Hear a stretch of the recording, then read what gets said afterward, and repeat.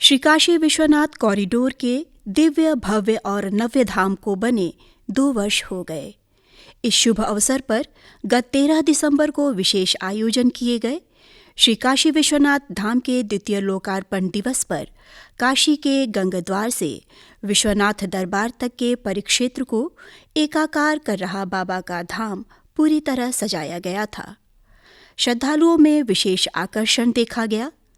सबसे पहले महाकाल जी के दर्शन किए, ओमकारेश्वर जी, और फिर बाबा विश्वनाथ जी के बहुत सालों पहले मैंने दर्शन किए हैं। बाबा विश्वनाथ जी से मतलब एक दिल से बहुत जुड़ाव है और एक कहना चाहिए बाबा विश्वनाथ मतलब भगवान भोलेनाथ का जो विश्व स्वरूप है, उस स्वरूप से बहुत प्रभावित हैं। उस समय जब मैं आई हूँ 20 साल पहले, तो एक छोटी सी सकरी गली से आई, ऊपर इतने सारे बिजली के तार, उन तारों के नीचे से निकलने में मुझे बड़ा डर लग रहा था कि कहाँ आ गए, अचानक कुछ घटना हो जाए, कुछ भी हो जाए। आज तो मतलब क्या कहेंगे, इस इतना परिवर्तन, इतना मतलब बहुत विस्तृत वृहद परिवर्तन है। इतना सुंदर परिसर बन गया और इतनी जगह है कि आराम से दर्शनार्थी आ सकते हैं और दर्शन कर सकते हैं। मतलब लाखों की संख्या में एक साथ भी अगर आएँ तो भी जगह में मतलब ऐसी जो धूम धड़क्का हो जाती है, वो सब नहीं होने की संभावना रहे। सरकार ने और विशेष रूप से मैं नरेंद्र मोदी जी को ही मतलब इसके लिए, अभी गंगा जी जब मैं गई तो वहाँ पर मैंने यही कहा कि वाह भाई, ये तो सच्ची भक्ति है उनकी, मोदी जी की। भगवान शंकर जी के प्रति शिव भक्त हैं वो, तो जैसा मुझे ज्ञात है शिव भक्त हैं। उन्होंने जहाँ तहाँ सब शिव मंदिरों का बहुत वो किया है और ये तो विश्व विख्यात मंदिर है। यहाँ जो परिवर्तन किया है इसे मतलब मूल चूल परिवर्तन कह सकते हैं और दर्शनार्थियों के लिए बहुत उत्तम व्यवस्था हो गई है। देवाधिदेव महादेव की नगरी से स्वच्छता का संदेश भी दिया गया। विश्वनाथ धाम में सुबह से ही वेद पारायण आरंभ हुआ।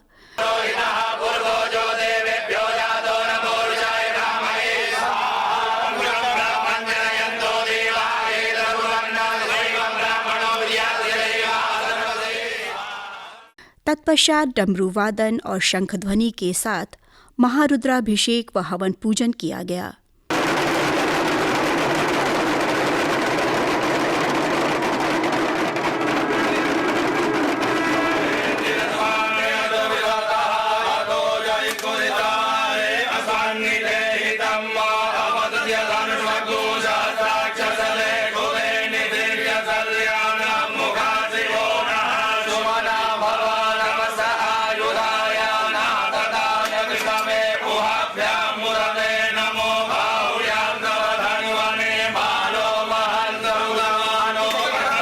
श्री काशी विश्वनाथ धाम का आज द्वितीय स्थापना दिवस है, जिसमें हम लोगों ने सुबह से ही इस दिवस को एक विशेष दिवस के रूप में मना रहे हैं, जिसमें वेद पारायण है, बटुकों को बुला करके उनका सम्मान किया गया, उनसे मंत्रोच्चार हुआ है यहाँ पे। इसके अलावा हवन पूजन ये सब कार्यक्रम हुए हैं। शाम को दीपोत्सव का कार्यक्रम रखा गया है।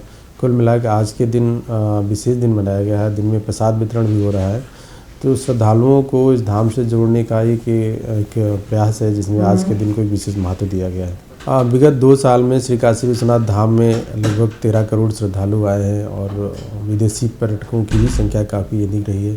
इन 2 सालों में अगर बात की जाए कि धाम में श्रद्धालुओं के आगमन और उनकी सुविधाओं को, तो विभिन्न प्रकार की ऐसी सुविधाएँ हैं जिनको हम लोगों ने यहाँ पे विकसित किया है, जिसमें न केवल चारों तरफ जो दुकानें खोली गई ताकि श्रद्धालु यहाँ सामान और कोई चीज़ और चाहते हैं वो धार्मिक कार्यक्रम कर सके। इसके अलावा बैठने की सुविधा की गई है, क्यू लगाने की फैसिलिटी है, तमाम और भी सुविधाएं जो कि श्रद्धालु यहाँ आकर्षण का केंद्र बने हुए हैं और इसी का नतीजा है कि लगातार श्रद्धालुओं की संख्या अभी भी बढ़ रही है। श्री काशी विश्वनाथ धाम की जब संकल्पना की जा रही थी तो उस समय इन सब चीज़ों को विशेष ध्यान रखा गया था कि कैसे श्रद्धालुओं के लिए विशेष सुविधाएं बढ़ाई जाए। यहाँ के लोग हैं जो उनको विभिन्न समस्याओं से गुजर रहे थे, उनको स्मूथ रखा जाए ताकि उन्हें बिना किसी प्रभाव में डाले ही दर्शन कराया जाए। तो इन सब चीज़ों को हम लोगों ने जब बनने के उपरांत लागू किया और कोशिश किया कि इसको और बेहतर बढ़िया करें। इसका एक सकारात्मक परिणाम ये भी दिखा कि मंदिर के आसपास क्षेत्र में आर्थिक गतिविधियां तेज हुई, बनारस में पूरे आर्थिक गतिविधियां तेज हुई,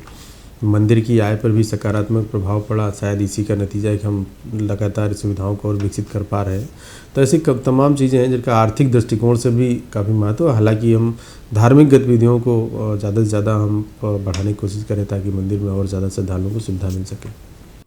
इस द्वितीय वर्षगांठ पर भक्तजनों को अन्न प्रसादम का वितरण भी किया गया।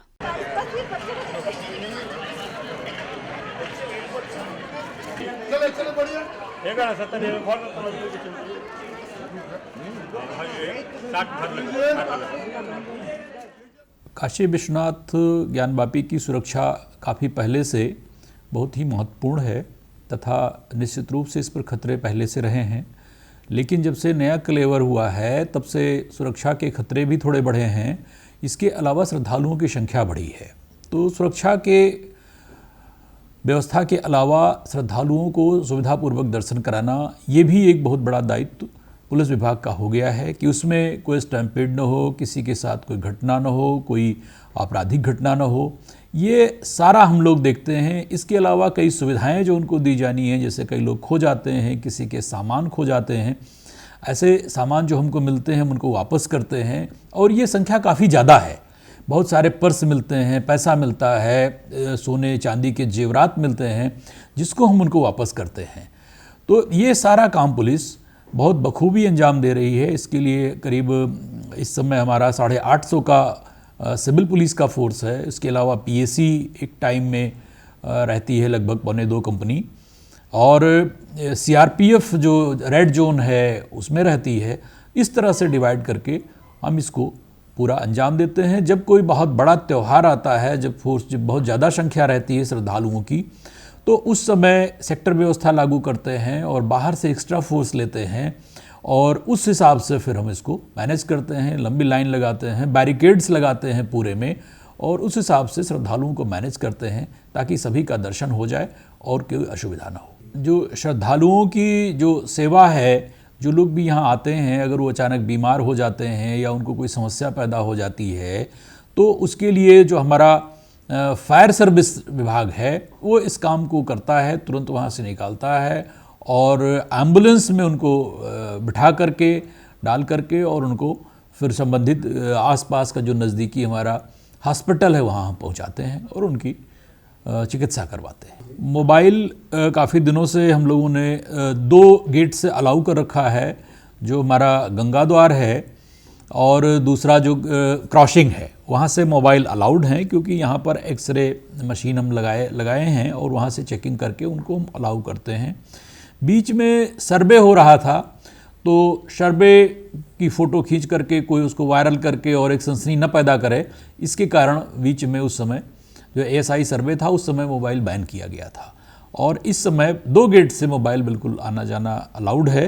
मंदिर के अंदर श्रद्धालुओं के लिए मोबाइल को ले जाना प्रतिबंधित किया गया है। जो मोटा एक हम आपको व्यवस्था बताएं उसमें ये है कि वे अपने पास कोई भी विस्फोटक पदार्थ, कोई भी अस्त्र शस्त्र, कोई ऐसी चीज़ जो ज्वलनशील पदार्थ हो, ये बेसिकली वो लेकर के ना आएं। इसके अलावा ऐसी चीज़ जिसको हम चेक नहीं कर सकते हैं, जिसमें संदेह हो कि ऐसी चीज़ ये हो सकती है, तो कई चीज़ों को हम संदेह के आधार पर भी नहीं जाने देते हैं, क्योंकि हमारे पास ऐसे चेकिंग की व्यवस्था नहीं होती है कि उनको कैसे हम ले जाने देंगे। इस कारण से हम उनको प्रतिबंधित कर देते हैं। तो जो सबसे अच्छा तरीका है वो ये है कि वो मिनिमम सामान लेकर के आएँ।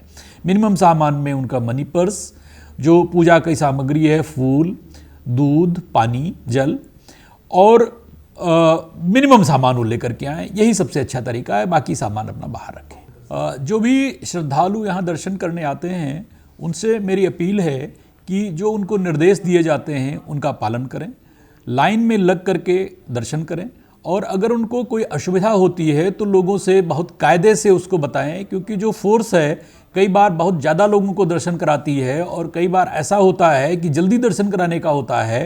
तो इसके कारण अगर वो ऐसा करेंगे कि किसी बात पर वो विरोध करने लगेंगे तो उससे सुरक्षा व्यवस्था और उनको दर्शन कराने की जो व्यवस्था है वो प्रभावित होती है।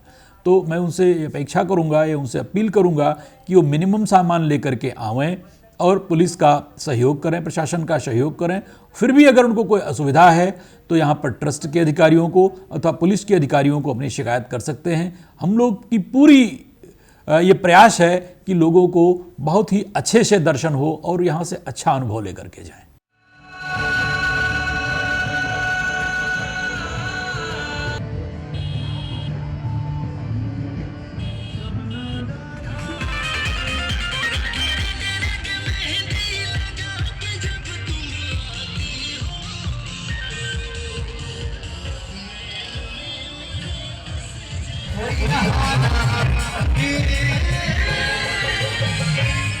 Hey,